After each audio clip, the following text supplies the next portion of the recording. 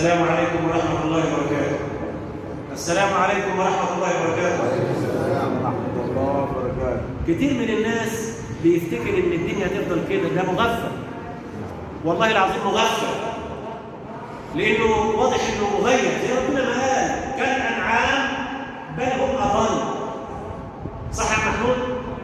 كالأنعام بل هم أضل. يعني الجاموسة بتعرف البرسيم من الدريس. صح ولا لا؟ وبتعرف كتير من اللي بتشتري كويس اسمه ايه بتاع العلم. لا الثاني المفروض على بعضه اسمه ايه؟ السلام. سلاب. البهيم بيعرف. لو انت اديته ميه وحشه يرجع ما يشربش. الانسان يصل في مرحله انه اقل من البهيم، عارف ان ده حرام وبيدخل النار، ويقول لك النار ولا يهمك، نار ايه ولا يهمك. اسمع مثل بنفسك ايها المغرور يوم القيامة والسماء تمور. يعني افتكر الكلام ده، افتكر اليوم ده. مثل لنفسك أيها المغرور يوم القيامة والسماء تمور إذ كورت شمس النهار وأدنيت حتى على رأس العباد تسير وإذا النجوم تساقطت وتناثرت وتبدلت بعد الضياء قدور وإذا البحار تفجرت من خوفها ورأيتها مثل الجحيم تفور وترى الجبال تقلعت بأصولها فرأيتها مثل السحاب تسير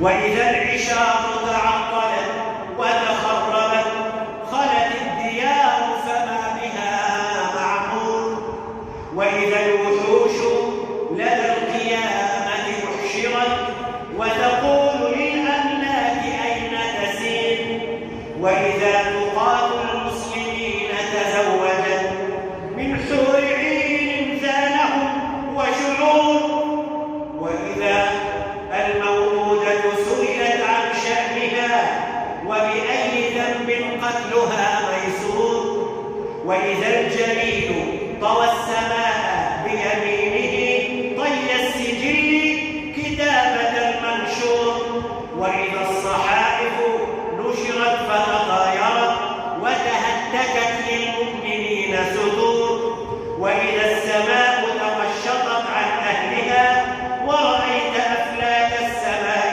تمور وإذا الجحيم تسعرت نيرانها فلها على أهل الذنوب زفير وإذا الجنان تزخرفت وتطيبت وإذا الجنان تزخرفت وتطيبت وعلى الفتى لطول البلاء صبور. يعني يخش الجنة اللي كان على طول البلاء صبور. سبحان الله.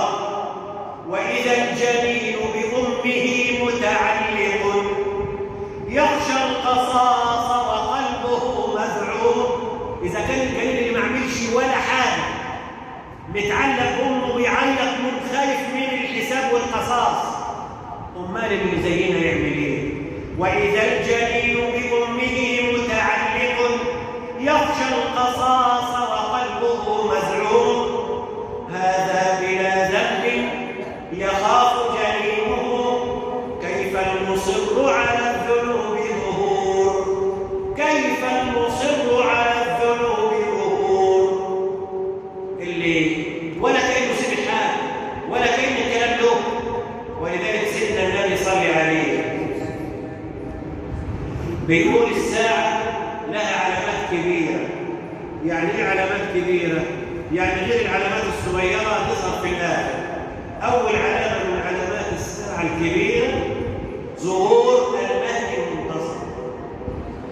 حد من عيلة من نسل النبي من آل البيت، شاب صالح عنده 40 سنة يجمع الناس على الكتاب والسنة ويجاهد في سبيل الله ويلم الناس حواليه ويطبق شرع الله ويخلص على كل المجرمين اللي في الأرض. نمرة 2 نزول عيسى ابن مريم في سوريا ويروح له فلسطين. نمرة 3 ظهور الدجال، لأن عيسى هيبقى مع المهدي يحارب الدجال. الدجال واحد هيطلع من ناحية الشرق الصين، كافر هيطلع من ناحية الصين على أرجح الأقوال، معاه حاجات هيضحك بها على الناس، وفي ناس هيضحك عليها ويمشوا معاه.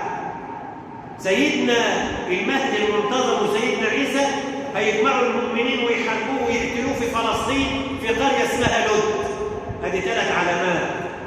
العلامة الرابعة الدخان والدجال اللي انا قلته، والدابة.